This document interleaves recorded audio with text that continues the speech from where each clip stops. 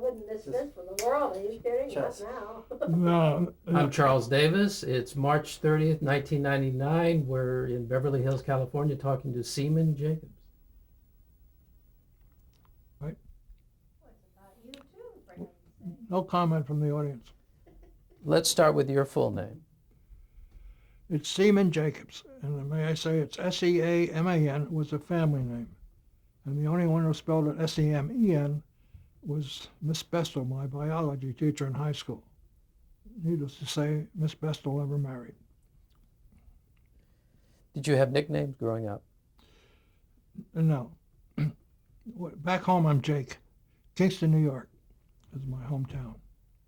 And your hometown is? Kingston, New York. 90 miles north of New York on the west bank of the Hudson. First capital of New York State. When was your birthday, Seaman? February 25th. I was just 87. Tell us a little bit about Kingston growing up. Kingston grew up since Kingston is where my uncle was mayor for 4 terms and my father was city treasurer. And I went to college from Kingston to Syracuse for 4 years. And I was a lowly freshman when Sheldon Leonard was a senior there. And as I said at the Directors Guild, tribute to Sheldon, I said, I was a lowly freshman when Sheldon was a senior and big man on campus. I didn't know him and I never spoke to him. I sat down and there was a tremendous laugh because they were waiting for the tribute. What were some of your boyhood activities when you were growing up in Kingston? Boyhood activities, I was a first baseman and a Boy Scout and went to Boy Scout camp, and I'm still friendly and corresponding with some of the fellows I went with at camp, none of whom are in show business. Were there creative activities that were, I mean, sports obviously, but were there creative activities as well? No, I think I first got into humor when I used to jot down jokes from Billy Jones and Ernie Hare. They were radio comics. And I think my voice needs some water.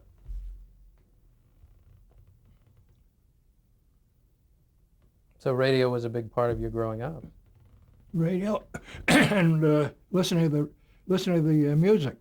In fact, that prepared me for publicity more than anything. You know, all the name bands in those days. My mother never knew how I could do homework, but that's how you're trained. Anyway, when I went to Syracuse from the comic that I was interested in, comics, I became editor of the college comic at Syracuse. So in a way, I felt maybe I can go in that direction. But when I got out in 1932, that was the depth of the Depression. So when I went back home, my folks sent me to business school so I could be unemployed with shorthand and typing too. Around 1934, you moved to New York. Is that correct? 34. And I went to work for a man named Hal Horn who had a collection of jokes as a hobby. He had a big office on Fifth Avenue. And it was a hobby, and he had a lot of money, but sometimes he had 30 people working for him and sometimes 3. So when he had 3, I was out of work. And I answered an ad in the New York Times for publicity office.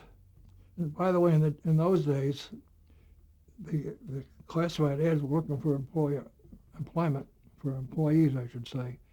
They said AS, capital A, capital S. And that meant not anti-Semitic, but it might as well have meant Anglo-Saxon. That was the way they wanted what they call white, you know, what's the expression, yuppies? They wanted white Americans, Christian. But I answered the ad of a Jewish press agent who didn't care one way or the other. And because I had a little humor in my resume, I got the job over about 600 others and became a copywriter for a man named Mac Miller, who was Bob Hope's press agent. And eventually he went out to Hollywood with Bob Hope when he did Big Broadcast in 1938. Did you get to meet Hope at the time? Never met him till I came out here. And I met him at the Friars. And I introduced myself. He said, I know you. You used to get my name in Winchell's column. So he did remember. Yeah, Mac Miller had me write a couple pages of jokes to try to get on the show back there in 1938, 37. And Hope said he can write good jokes, but I don't have time to teach him dialogue. I don't think Hope ever taught anybody dialogue. He always looked for the jokes. But eventually I got on the show through an agent. Did you have an opportunity to attend the 39 World's Fair? 39 World's Fair was one of our publicity clients, yes. And we handled I think I told you, the Brazilian pavilion, and made note of the fact that there were millions of civilians at the Brazilian pavilion. Very quotable. Would you like to know some of the other the clients? There were Abe Lyman, an orchestra leader who had 4 radio shows and couldn't read a note of music.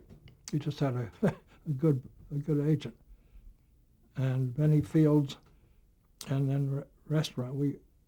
Dorothy Ross was the name of my partner, and we won an award of being best nightclub and restaurant press agent.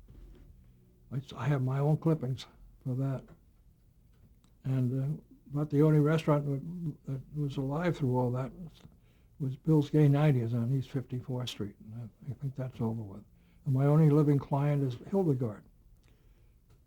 She remembered me as the one who wrote the line for her, the deer who made Milwaukee famous, from the Schlitz commercial, you know, the deer that made Milwaukee famous. And that covered my publicity. I got the job to come out here through an agent, and the Andrews sisters were planning a picture, so I came out. I got 6 weeks working on a storyline for the picture that was never done. And from then on, I stuck. And before that happened, I think I should go back to when I got in the service. You know, that came after my publicity days, and then I got in the radio. You know, my publicity days, I was drafted in 42, and my 4 years, as I told you, 3 of them were spent in my home on Central Park West in New York. That's where I said Frank Lesser and I kept the Japs out of Toots Shores. So I was at the Brooklyn Army Base during 3 of the 4 years. And I got to be overseas, supposedly overseeing morale, but it was just a nice trip both ways. Going back to the World's Fair just a moment, did you get a chance to see the television exhibit? I don't remember it. My first exposure to television was during my publicity days, when for some reason we were shooting, I guess because we had Eddie Mayhoff at the time. They had a replica of a nightclub, and they shot it for whatever television audience there was at that time. It had to be about 1939 or 40. And I was friendly with Eddie Mayhoff, and I guess we went there for business too. But you can imagine the size of the audience in 1939 or 40. It's pretty small. Very local. What was your impression of what you saw of television? What did you think of it? Well, I couldn't grasp it. And then when it came out and you had to look through that little thing, or put a thing in front of you to see the picture, I wasn't smart enough to know where it was going. Then in radio days, the big stars were not in television yet, and that's when I went to work with Edwin. Oh, when I got out of the Army in New York, one of the chaps in my outfit was a press agent in real life, and he got me a job with Fred Allen when I got out at the trial. So that was my first.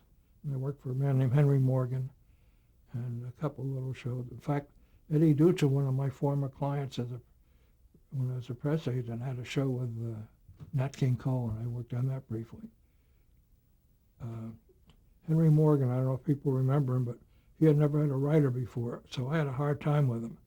And he lived at the Park Central Hotel, and his wife at the time was sitting up in bed in the next room, and he wasn't sure anything I wrote was funny, so he went in there and tested my jokes on her. And shortly after that, I read he divorced her because she had no sense of humor. And through my relationship with Ed Wynn, when he came out here and I saw him out here, I told him I wasn't experienced enough to take over the writing, so I recommended Hal Cantor. Now, Hal and I met in '46 in New York. I'm going back a little bit. And there was a man in my outfit named Harvey Stone, who became quite famous with an army routine in the uniform. And he was on the Kate Smith show and became very, very well known. And I wrote a script for him for a second show, and the army wouldn't let him do it. So I met Hal through that. We wrote an audition, we called it in those days, for radio, and that didn't sell. So when I came out here and didn't feel qualified to be a head writer, I recommended Hal, who had quite a bit of experience in only a few years. So Hal put me on the show with another writer. His name was Leo Solomon. Can we go back to the Fred Allen show a little bit? Did you enjoy the experience writing for Fred? Was that a... Well, I looked up to him naturally. He and Groucho were my heroes. I like Jimmy Durante too. And it was fun, and I wasn't really ready yet to be a regular writer on the show. Remember Senator Cleghorn character? He used to do the Southern type joke. That was my proudest pun. He said when he was in college, he was voted the man most likely to secede. Southern senator. About the time you started with Ed Wynn, you relocated to Los Angeles. No, that was in New York. So it was... Started there. That was radio. He had about a 5-minute spot on someone else's show whose name I can't remember. And that's where I met a good writer named Jack Ellenson, who came down from the Bronx. He started. And we're still friendly. We see each other at regular luncheons. That goes back a few years. On the premiere show that you did for Ed, tell us a little bit about that experience. Well, the one thing I remember, first of all, this was not really a new experience for Ed to work in front of an audience, and he loved that, and we got a great response from the audience. The thing I remember after we shot it, and he saw the kinescope, he was outraged. He was enraged. He said, "Who directed that?" He said, "So and so." He said, "Get rid of him." The man he wanted to get rid of stayed with him and did work later on for Jack Benny and George Burns. His name was Ralph Levy. But Ed wasn't used to that. I remember when he was shooting he had Fred Allen on the show, I think. Or no, he was on another show. He was a guest. And he was standing next to Fred Allen, and he did a little routine there after they tried it out once, the cameraman came over and said, "Now, are you going to move where you said so-and-so?" He said, "I don't know." He said, "Well, it'll help us." He says, "Why don't you treat me like a baseball? They don't know where the ball's going." So from then on, they had to treat him like a baseball. I think his opening line on that show was, "I don't know what to say." Were you within earshot of that when he said that? I don't think so. I didn't know that was his opening line. Where'd you get that? Did you see it? Reviewing it recently. And I just wondered if, No, knowing if a writer was within earshot, that would be kind of a shot to the heart. Well, he's pretty nervous. The opening line happened to be mine. He says, "My name is Ed Wynn." He says, "If you don't know Ed Wynn, I'm Keenan Wynn's father." And if you don't know who Keenan Wynn is, he's the one in the Esther Williams picture. When Esther dived in the pool, Keenan was the one who got splashed. That was the opening line. That was when we got cue cards. For the first time, a guy named Barney McNulty He was a page then. So he had to write the cue cards. And he made a business out of it since then. Barney McNulty is in business with quite a staff. It seemed you had to write a lot of material for the sponsors, Spidell, that they were a big chunk of that opening. Well, we didn't write for them. They stayed on until Christmas, oddly enough. They were looking for the Christmas sales. But it seemed that a lot of the sketches were woven around Spidell, unless Ed felt he was compelled to mention the sponsor a lot. I don't know about that. We did comedy commercials, and that's why it seemed that way. we put the product and we put humor in the commercial. In fact, when Jack Hellman of the Daily Variety wrote us up, he didn't like Ed Wynn, and he knocked that part of putting the humor in the commercial. So Ed was very upset. So once I'm sitting with him in the Brown Derby, and I don't know if you remember, you weren't around then. Hellman was not a very attractive man. So as he came down to pass the table, I said, Ed, that's his Jack Hellman. And when he passed, Ed said, I'm so glad.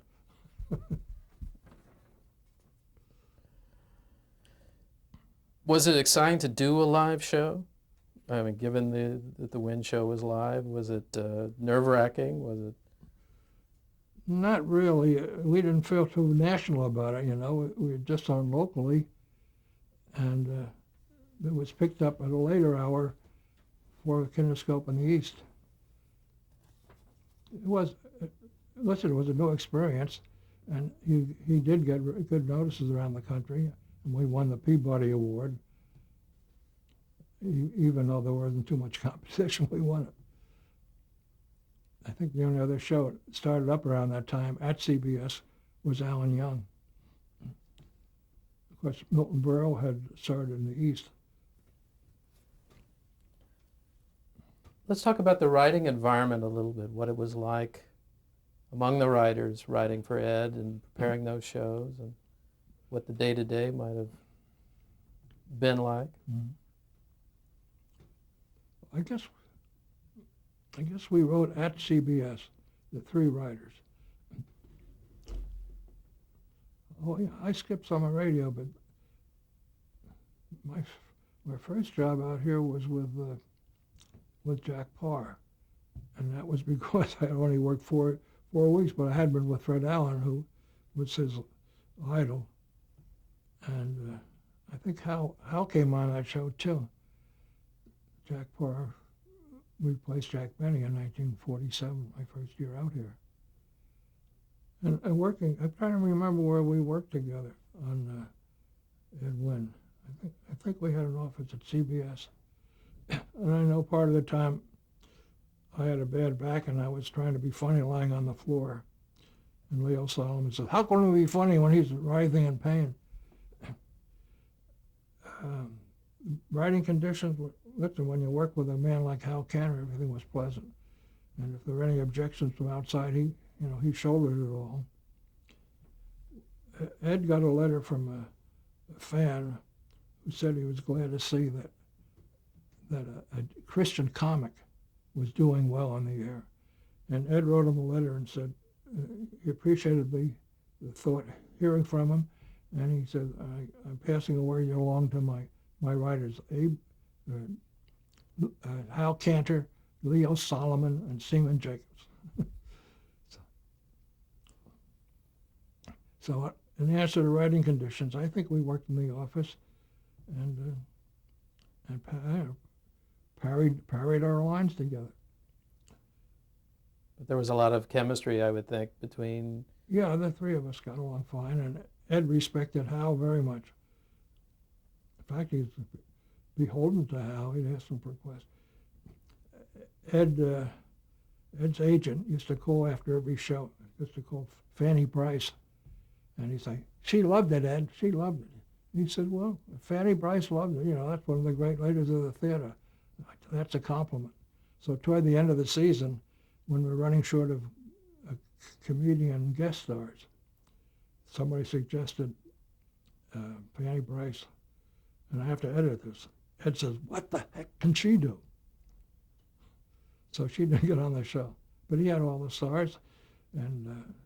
Lucy and Desi were on for the first time in the air, and it was Hal's idea that they read from the cue cards like an old movie, you know.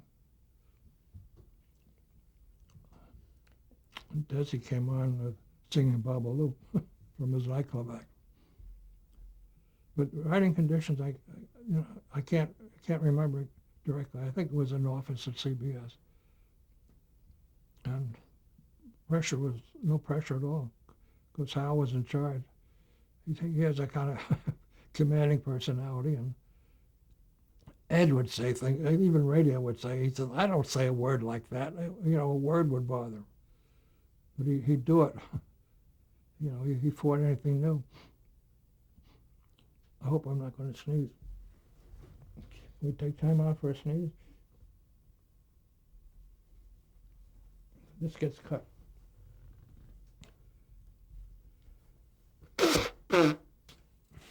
Excuse me. Now, after the Ed Wynn show, you segued to was Earn Your Vacation after Ed Wynn? I'm not sure yet. Earn Your Vacation had to be around that time. Well, in radio, I was one of the writers on Bueller. Bueller was a situation comedy on radio. A couple other little things, but I guess it was the early 50s. Earn Your Vacation was a house package of CBS, and Johnny Carson got the job. He had a local show called Carson Cellar, and it was a game show. Contestants came on, and if they answered the question properly, they won a trip, Earn Your Vacation. And Johnny used to do a joke about it later on. He said, in fact, one of the contestants won a trip to Australia. He's still down there trying to win a trip back. What was your impression of Carson in those days? Well, we got along fine. We eventually wrote the pilot for his first half-hour show. This was the daytime show? No, this was the nighttime show. Primetime show. It was called the Johnny Carson Show, and it was a little half-hour situation comedy. And CBS was sorry they had it because he was on opposite $64,000 Question, which everybody watched. Probably Johnny, too. When we did his show, we would go down to Chasen's afterwards and see it in Dave Chasen's office, Chasen's restaurant, because that was a show that came back east. The one we did live went back east, and then the one we sat in Chasen's office was for the West Coast. Johnny and his wife and the girl singer and I. Am I talking loud enough? Am I speaking loud enough? I think you're fine. Tell us a little bit about Johnny as a participant in creating the sketches and creating. Johnny is funny, and even then he was as good as he was later on. He was very sharp, and the first show he played Edward Murrow, the father and the family, watching where the television set was. The people in those days, they had nothing else to do, and they watched the empty space. That was one of the sketches. And he was creative, and I was too. The two of us worked together. I have a sheet of paper with the credits and written by Seaman, Jacob, and Johnny Carson. I think that's the last time he took second billing for anything. And then there was the segue to Who Do You Trust from Earn Your Vacation. That was John Feddersen owned that show and sold it. The reason it was called Do You Trust Your Wife was well, I did that, for Bergen. And it was called that because couples came on and they did jokes with the three dummies. So Feddersen sold that show later on after there was no more Edgar Bergen, so it went on and on for a long time. I was back in New York. I had nothing to do with it. I did recommend it They did recommend Johnny for it.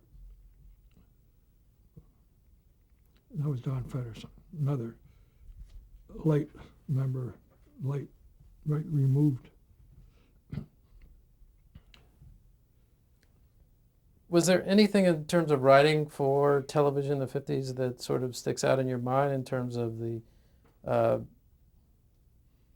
there was writing, episodic writing and what? well, the censorship was, very very strict. We didn't try to be dirty, but they would jump on anything that was suggestive. Nowadays, they don't seem to mind. What was the question? Really talking about the style of writing in the 50s, episodic writing, and also, were you partnered at that point in your early writing stage?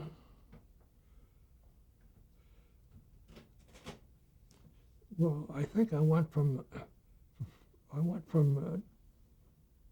do you trust your wife? I can't remember what followed exactly then. Do you have a? Well, Bachelor Father was pretty close to that. Yeah. So the shows came fast because I was still trying to assert myself. I was new in the business, and most of the fellows that I know had been in it before in radio days. All the radio writers were out here and getting the television jobs.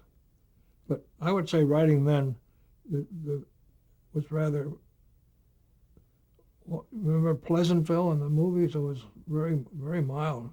We didn't go for anything outrageous like they're doing now. In fact, they're still looking for outrageous. It's very difficult to come up with anything new after all these years of situation comedies. And now they have people under 30 doing it instead of people like us. We did most of our work after 30. The issue of age nowadays is such a bone of contention. Norman Lear never minded. George Burns or Jack Benny, they didn't care. They wanted somebody related to them. Now they have younger comics and they want people to relate to them. Some of the television guys got into movie writing, and I don't think they minded about age in the earlier days. Now it seems to matter. Was the material more universal in its content, or? It was mild, really. They were pretty conventional stories. Today, you find people dropping dead in the middle of a comedy show. I've been asked many times how it's different. I don't think it's that much different. It's just that the writers are different, and they find new ways to get laughs. When I was back home once, I was interviewed and said, "How do you think of anything funny?" And I think I stole the line. I said, "I laugh and work backwards." You had an opportunity to work on a Kate Smith special with Ed Wynn as one of the guests. Was that what it was? I don't remember that. There was a particularly interesting sketch where Ed was partnered with Boris Karloff in a comedic sketch. I have no recollection of that. I think we're going to stop tape.